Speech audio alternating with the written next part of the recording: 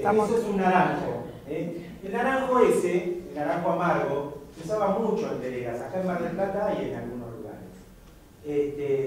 Tiene algunos inconvenientes. Es un árbol chico, por lo tanto podría servir para veredas. Pero tiene muchos problemas de enfermedades. Entonces se desluce mucho porque lo atacan cochinillas y varios tipos de hongos. Muchas veces tiene muchas hojas secas que caen. Y aparte de eso tiene el problema de la fruta, que es atractiva y que muchas veces los chicos invaden y suben y las bajan y no las pueden comer porque son totalmente amargas y lo que hacen es tirarlas, desparramarlas. Entonces es un árbol problemático. En general, los frutales en las veredas, no, porque ahí es el problema. Y esos son unos tilos. Los tilos son tilos jóvenes, entonces en esa vereda podrían andar. Pero después el tilo ese se vuelve mucho más grande. Y es una planta bastante invasora con las raíces. En el estado que ustedes tienen se puede utilizar en una avenida. Pero normalmente en una vereda angosta no es. Ahora, como árbol es muy bonito. Eso no me acuerdo qué. ¿Parece un ilex? Sí, parece un ilex. Ah, sí, es un muérdago. Normalmente el ilex es un arbusto. En ese caso se lo hizo crecer dejando un solo tallo, tiene unos cuantos años porque es de crecimiento lento y tiene la forma de un árbol. Bueno, ahí donde está no está mal, está en un espacio grande. Ese también es un arbusto que yo mencioné la semana pasada, que es muy resistente a la salinidad, porque tiene cera en las hojas, que también se fue podando de manera de mantener un solo tallo y se ha hecho un arbolito, pero en realidad es un arbusto. Y ahí es un abedul que está bastante feíto, medio torcido. Y esto no sé, si no me acuerdo si no es. Sí, debe ser una albicia, la casa de Constantinopla. La casa de Constantinopla se le dice casa, pero en realidad no es una casa, es otra familia. ¿Sentiste frío? ¿Además? Sí, sí. Ah. Era un cochito. Mandaba el quinto. Esa foto es de la plaza de Miramar. Y acá el problema que hay es la acumulación de plantas. Aquí hay una conífera que va a crecer, aquí hay un arbolito que tiene follaje y no me acuerdo qué puede ser. Allá atrás hay un arbusto bastante grande, este es un arbusto chico. En algún momento, cuando pasen 10 años, ahí va a haber que hacer una masacre de algunos, porque todo eso junto no puede vivir. Eso pasa cuando se planta con el criterio de la plantita que viene del vivero, que mide 1,20, pero después una arriba de la otra y algo no va a vivir. O se muere solo porque tiene exceso de sombra, que puede suceder con el teopio, que es este arbusto gris que está adelante, o si no, algún árbol voy a tener que sacar, porque no se puede plantar tan cercano. Ese es un arbusto viejo, que es muy vistoso. Ese es el fruto. No son flores, son frutos cotoñastes. Un cotoñaste viejo que ya tiene un tronco, probablemente se ha ido volando, pero es una planta muy vieja. Una planta como arbusto es muy vistoso por la fruta, sobre todo en otoño, y permanecen durante gran parte del invierno, incluso hay algunos que todavía tienen. ¿Son las pelotitas rojas? Son esas pelotitas rojas. Hay 2 o 3 plantas que tienen esas pelotitas rojas. Ese es otro ejemplo de un arbusto tratado de conducir como un árbol, pero ustedes ven que ahí hay más de un tallo, de todos modos, y en realidad es muy bonito, es un limpiatubos que tiene una floración muy bonita, pero no es un árbol. Acá en Mar del Plata yo he visto en muchos lugares que los usan. Eso el vivero lo conduce con un solo tallo y lo vende como un árbol para ponerle en una vereda. En realidad no es un árbol. Normalmente no vamos a tener sombra, aparte de eso, si diera sombra tiene follaje todo el año. O sea, si viniera grande realmente, como árbol de vereda no. Lo de atrás son, perdón. no importa, son plátanos viejos. Bueno, y acá hay un grupo de arbustos y allá atrás un olmo, no puede pasar. Esa es una conífera. Esa es una anqueta. Bueno, acá hay una mezcla de la cual no soy responsable. Hay una palmera que ya está bastante más alta, hay unas dracenas y lo que está atrás es una guanibari. También todo plantado muy cercano sin tener en cuenta que las plantas crecen. Y pasar. Esa es una conífera vieja. Ahora no me voy a acordar el nombre. Podría ser. Yo la busqué en un momento en un catálogo de coníferas porque las hojas son péndulas que caen así. Es muy bonita, un crecimiento muy lento. Es una planta que debe tener los mismos 50, 60, 70 años que el resto, pero como ustedes ven no tiene un desarrollo tan grande, una planta que crece muy lentamente. Probablemente sea una planta de clima mucho más frío que el que tenemos acá, por eso ese crecimiento tan lento. Ahí, bueno, ya ahí estaríamos con arbustos, así que a continuación lo vamos a ver en la clase. Una pregunta. ¿Fresno europeo y americano qué diferencia? Son distintos tipos de fresno, tienen distinta hoja. Uno suele ser el europeo, es mucho más grande normalmente que el americano, pero son de la familia. Y el dorado es otro más también. El ¿Cómo? dorado es otro más. El dorado. El dorado es otro, el dorado es producido por un injerto, o sea, es un árbol.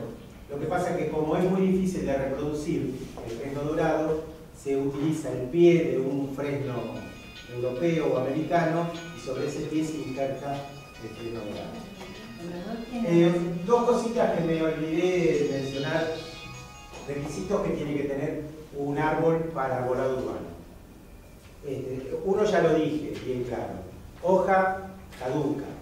Otro requisito, hoja de mediana a chica. Los árboles de hoja grande las hojas tardan mucho tiempo en descomponerse cuando caen en otoño. Entonces se acumulan mucho más, van a parar al desagüe, a la alcantarilla, tapan, son más problemáticas. Los árboles que tienen hoja chica, la hoja se deshace más rápidamente, si van a la alcantarilla, circulan con el agua. Entonces desaparecen antes. Y la tercera es que sean hojas de tejido blando, de tejido tierno, porque se van a descomponer más rápido.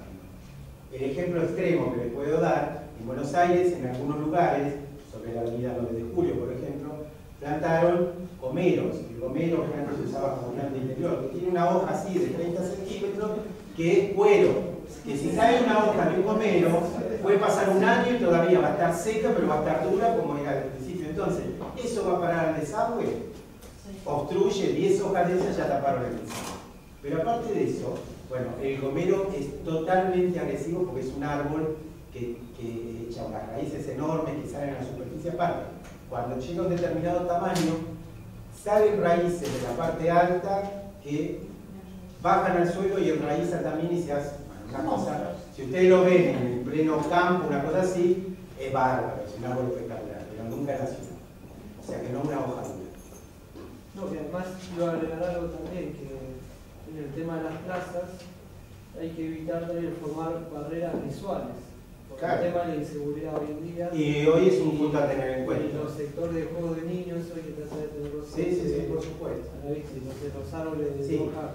También en eso se hay que tener en cuenta la cantidad de plantas que yo. Y ayuda sobre todo, por la época de invierno, el árbol que tenga hoja caduca, que permite la visual, el paso del sol. Bueno, cedemos el lugar a Roxana.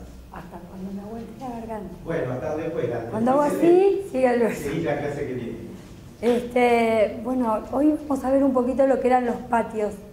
Resolver, pero más que nada, una cuestión práctica. De patios hay para hablar muchísimo, pero vamos a tomar algunos en particular. Después, si hay alguna duda en la clase que viene, bueno, lo podemos seguir hablando. Hay que tener en cuenta que le llamamos patio. Muchas veces en una vivienda, o normalmente en una vivienda los tomamos como patios urbanos, son la extensión del espacio interior de una casa, pero tienen la privacidad como si fuese un local, no estamos en el exterior, con la bondad de que tenemos luz natural. En el caso de los patios urbanos, lo que tenemos como característica es que siempre estamos rodeados de muros. Muchas veces tenemos muros muy altos, que son medianeras de edificios linderos, o los propios muros de las viviendas.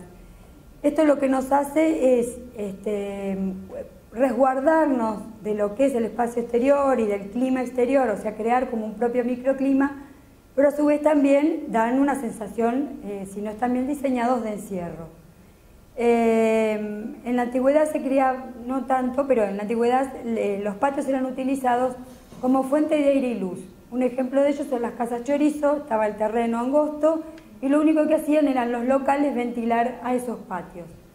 Si vamos a la arquitectura moderna, muchas veces el arquitecto utiliza el patio como una articulación de espacios.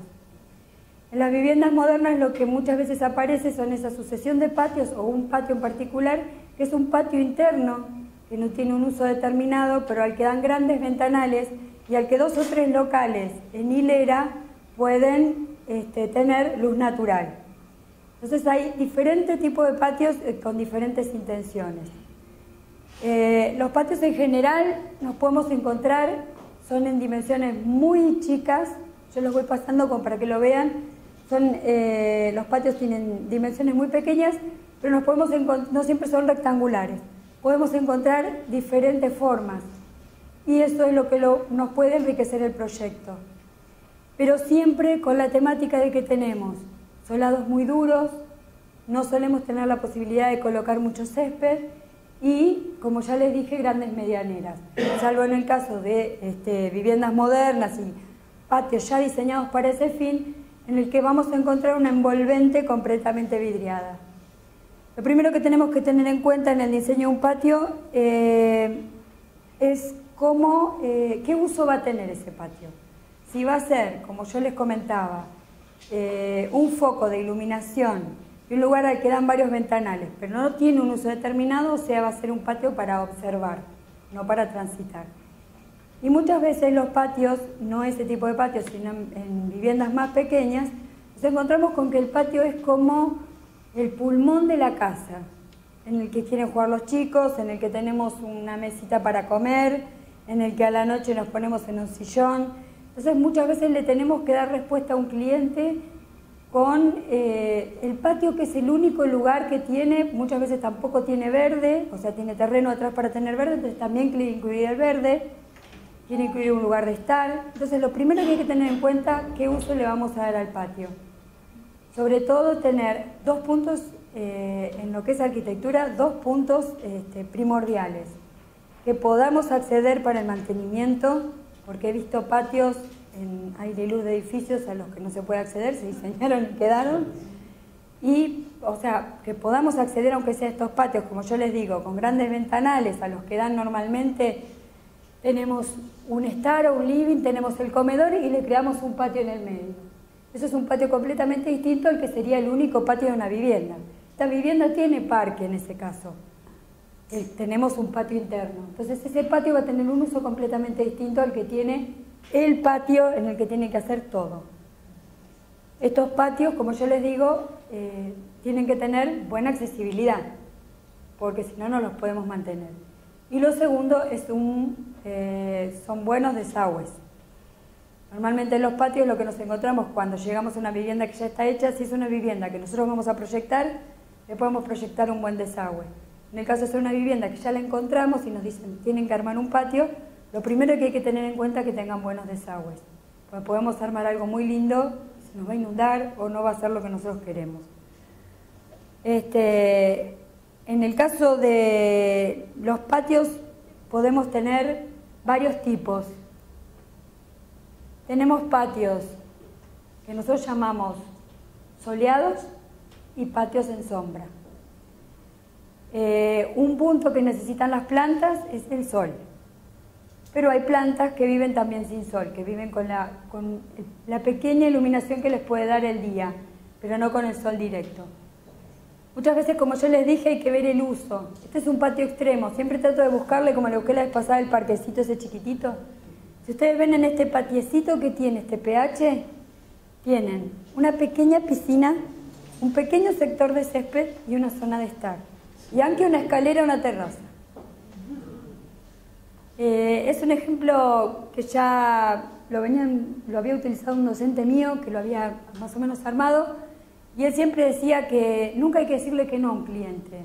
Cuando le dice, y yo acá quiero la pileta, quiero el coso, bueno, uno se tiene que sentar y empezar a proyectar para ver cómo en lugares tan chicos puedo lograr esa situación. Está un poco forzado, el que más o menos se da una idea, pero se lograron. Lo que tenemos la ventaja acá, que se pudo hacer una refacción, una remodelación, es en el caso de que tenemos este ventanal, este paño vidriado. Entonces lo que se intentó lograr en este caso es como en las construcciones modernas, tenemos muchos paños vidriados, tenemos como quien dice una envolvente de ventanales, lo que nos hace a nosotros es la posibilidad de agrandar este espacio, pero a su vez también que el espacio interior pueda salir. En Mar del Plata muchas veces no lo necesitamos, pero en zonas como en Capital el patio es como el pulmón de la casa, la vida, como decían ahí. Entonces muchas veces hasta se cena, se come, los chicos juegan, tenemos un montón de actividades. Lo que sí en este lugar es, y este es un buen ejemplo, cuando utilizamos patios que son muy chicos, tratar de usar colores claros. Los colores claros a nosotros, como también en la arquitectura, nos amplían los espacios. Nunca se nos ocurriría acá pintar este muro oscuro, porque ¿qué hago yo con ese muro? Lo llevo hacia el ventanal. Lo único que gano es achicarlo en esta situación, en este caso en particular. Otro punto a tener en cuenta de este patio, por ejemplo, es la iluminación que se le dio. Es un patio que, como yo les comentaba, si ustedes prestan atención, la otra foto era este ventanal que estaba acá. Entonces, durante el día es una expansión de este lugar que está acá, que es más un comedor. Entonces yo tenía una pequeña mesita para poder comer. De noche es más un patio escenográfico. ¿Por qué? Porque da el estar, como yo les comentaba cuando hablábamos de los árboles. Que fijarse mucho en el uso que tienen los espacios que dan a ese patio o ese parque, en este caso un patio. Al ser chiquitito y tener que trabajar tanto sobre ese lugar, hay que pensarlo muy bien. Esta envolvente que tiene de vidrio a nosotros nos facilita mucho, porque nos agranda el patiecito, yo le llamaría, y también nos ayuda en el tema de la comunicación. Es como que el interior fluye hacia el exterior y el exterior también se mete dentro de la casa. Pero como también fue pensada la iluminación, ahí está el tema de la escalera, que era lo que él más priorizaba, que nos decía siempre, que en el caso de ser de noche, esto también a mí me aporta y me enriquece el espacio interior. O sea, en verano me dan ganas de salir, pero en invierno, si yo tengo todo cerrado y recibo gente, porque por ahí todos los días no voy a estar prendiendo las luces del patio, o recibo gente, o tengo una actividad que quiero sentarme acá a comer tranquila y estar, yo tengo un patio también escenográfico, cumple las dos funciones. O sea, yo lo traje más que nada de ejemplo figurativo para que vean que en un patio nunca tenemos que decir no se puede hacer. Se pueden lograr las cosas. Por ahí yo acá hubiera evitado la pileta o el césped, uno de los dos. Hubiera hecho una sola situación. Pero acá se lograron las dos y bueno, el cliente quedó conforme. En el caso, como yo les decía, hay patios que yo llamo soleados y patios que no. Los patios soleados son, entre comillas, los patios más fáciles. Podemos trabajar, tenemos más especies para colocar en macetas, podemos trabajar, si queremos lograr un patio que sea tranquilo, que sea armonioso, podemos trabajar en la tonalidad, en la vegetación con floración azul, blanca, el verde. Entonces esas tonalidades me van a dar tranquilidad, como habíamos visto en la clase de color. También puedo lograr un patio más dinámico, porque toda aquella floración que sea roja, naranja, amarilla necesita el sol.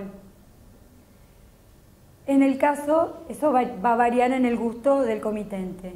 En el caso de tener un patio en sombra, vamos a tratar de buscar esas hojas estilo tropicales hay plantas que son específicas, no son plantas de sombra, sino que que trabajan con la claridad, con la luz, pero no con el sol directo.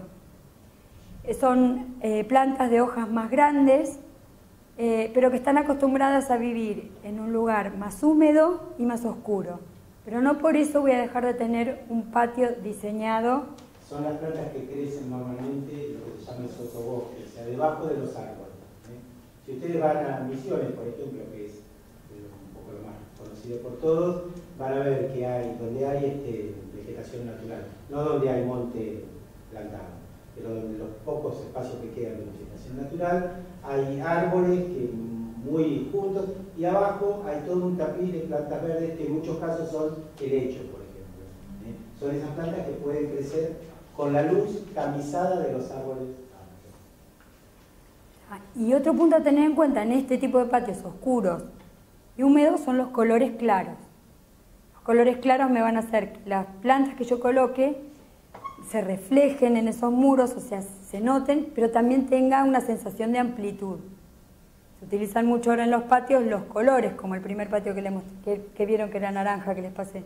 Pero si yo tengo un patio muy, muy chiquitito y yo le pongo colores muy fuertes y más oscuros, lo único que hago es achicarlo. Y por más plantas que yo le coloque, van a parecer que cada vez están más cerca nuestro.